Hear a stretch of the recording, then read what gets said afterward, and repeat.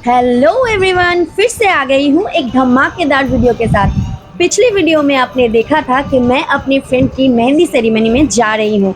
यहीं पे मैंने ख़त्म किया था उस वीडियो को, तो आज मैं वहीं से शुरू करने जा रही हूँ मेरे इस वीडियो को। तो आगे आगे देखो होता है क्या। और हाँ, ये वीडियो आने में थोड़ी सी लेट हो गई, उसके लिए आई एम सॉरी। तो मैं आ गई हूँ उसके घर के अंदर और उसको मेहंदी लगना चालू भी हो चुका था। मैं बहुत ज़्यादा एक्साइटेड थी। तो चलो आपसे मिलवाते हैं, ये रही हमारी होने वाली दुल्हन। तो चलो लगे हाथों आपको डेकोरेशन भी दिखा देते हैं। डेकोरेशन तो काफ़ी सिंपल, सोबर और सुंदर सा था। येलो और वाइट कलर के कॉम्बिनेशन में लगी हुई है कर्टन और उसके ऊपर लगे हुए छोटे छोटे फेयरी लाइट्स एक अलग ही एम्बियंस बना रहा था। लेकिन उससे भी ज्यादा सुंदर लग रही थी हमारी होने वाली दुल्हन और उसके हाथों की मेहंदी। वैसे अभी तो बस मेहंदी लगना स्टार्ट ही हुआ है। एंड रिजल्ट देखने के लिए आपको पूरी वीडियो देखनी पड़ेगी। ओहो, दुल्हन का नाम तो मैंने आप लोगों को बताया ही नहीं। उसका नाम है एशा। तो जल्दी जल्दी कमेंट में आके उसको कॉन्ग्रेचुलेशन बोल दो। यहाँ पे देख सकते हो बहुत सारी आंटीज आ चुकी है, क्योंकि बंगालीज बहुत सारी रिचुअल्स है जो करना होता है। और ये देखो हमारी छोटी सी प्यारी सी गुड़िया जो कि येलो ड्रेस में बहुत ही प्यारी लग रही थी। अब आ गई है वो घड़ी जिसका इंतजार सारी लड़कियां करती है। जी हाँ, हाथों में मेहंदी से अपने सजना का नाम लिखाना। थोड़ा ज्यादा हो गया ना? हाँ, थोड़ा ज्यादा तो चलता ही है। आप लोगों को एंटरटेन जो करना है। अब आप लोग कमेंट में बताओ कि दूल्हे का नाम क्या है। बताओ बताओ। वैसे नियम तो यही होता है कि दूल्हे के नाम का पहला जो अक्षर होता है वो दुल्हन के हाथों में लिखा जाता है, वो भी छुपा के, जो दूल्हे को बाद में ढूंढना भी पड़ता है। लेकिन यहाँ पे हमारी दुल्हन मैडम की दिली ख्वाहिश थी कि उनके हस्बैंड का नाम उनके हाथों में बड़े बड़े अक्षरों से लिखा जाए। और दुल्हन की ख्वाहिश को भला कौन टाल सकता है। यहाँ पे मुझे मिल गए एक छोटे नवाब जो कि बहुत ही बदमाशी कर रहे थे। फोन को लेके इससे उसे फोन लगा रहे थे।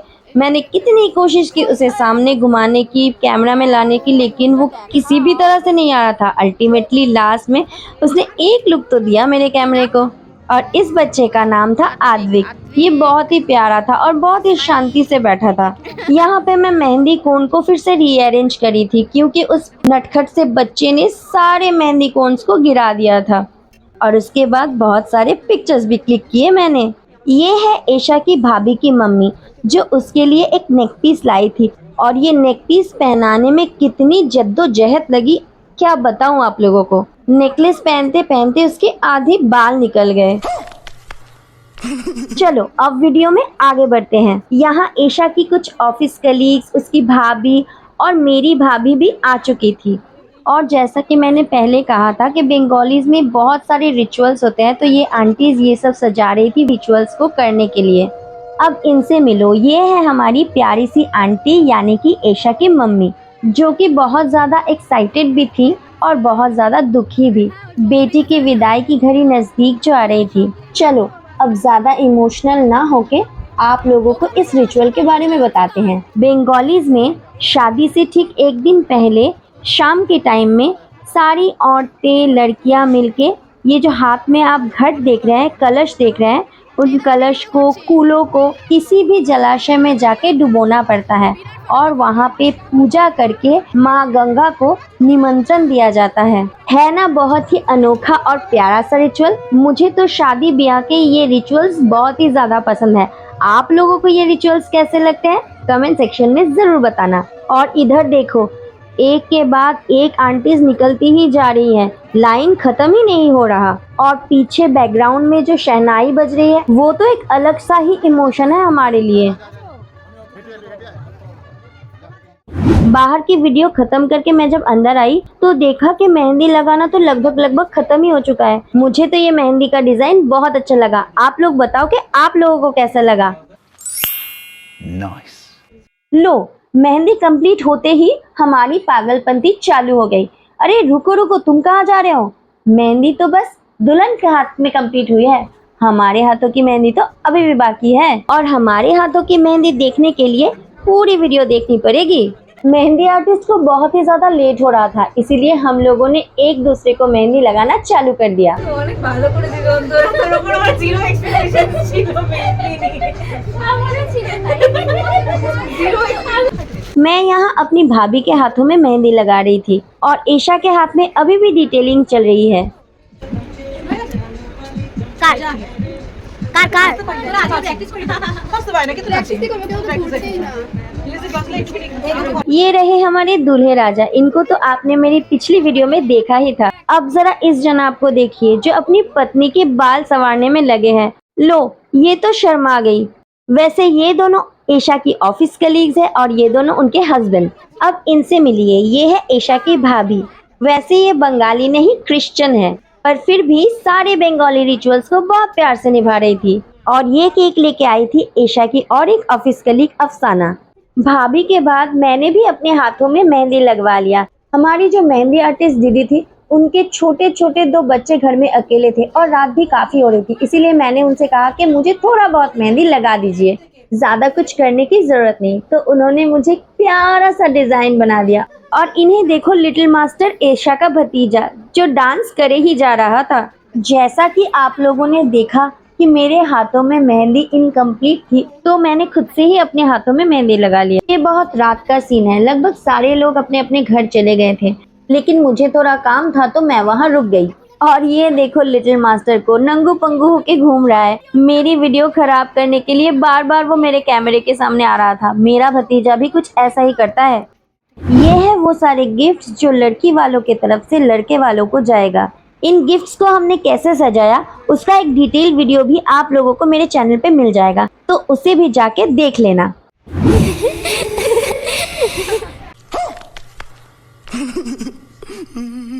अभी रात के 1:30 बज रहे हैं और हम तत्वसूची लिख रहे हैं अभी मास्क लगा के। से भूतनी जैसी लग रही हूँ मैं वैसे तो। कुछ देर पहले ही मैंने आप लोगों से कहा कि मुझे यहाँ पे कुछ काम था, इसीलिए मैं रुक गई। तो ये था मेरा काम। कल शादी है और आज भी हम लोगों का तोत्तो सजाना कंप्लीट नहीं हुआ था। अभी भी हम लोगों का चल रहा था तोत्तोशुचि लिखना और भी सारे काम करना, जो कि लास्ट मोमेंट का काम होता है। इसीलिए मुझे उसके घर में उस दिन ठहरना पड़ा। सारा दिन साड़ी पहने हुए थी, बहुत टायर्ड थी, इसीलिए ईशा ने मुझे ज़बरदस्ती उसकी मॉम की नाइटी पहना दी। लेकिन कुछ भी कहो, जितने भी टायर्ड हो जाओ, शादी के काम करने का मज़ा ही कुछ अलग होता है। अच्छा, अब मैं आपको बताती हूँ कि ये तोत्तोशुचि है क्या। एक्चुअली जो गिफ्ट्स लड़के वालों को जा रहा है, उसमें से कौन सा गिफ्ट किसका है वो नंबरिंग करके इस तोत्तोशुचि में लिखा जाता है, ताकि कोई भी कंफ्यूजन ना हो और सबको अपना अपना गिफ्ट मिल जाए। तो ये सब काम करते करते रात के 2:30-3 बज गए थे और सुबह 4 बजे फिर से हमें उठना था, इसीलिए हमने सारी रात जाग के ही निकाल दी। और सच बताऊं, थोड़ी तकलीफ तो हुई, लेकिन बहुत ज़्यादा मज़ा भी आया।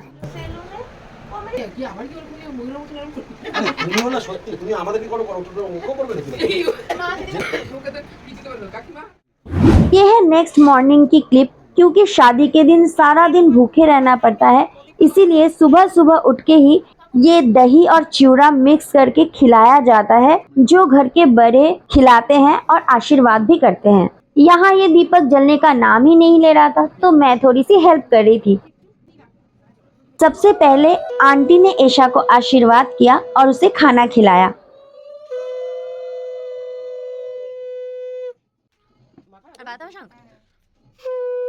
वैसे पीछे ब्लैक कलर का टी शर्ट पहने हुए जो बैठे हैं वो ईशा के भैया हैं।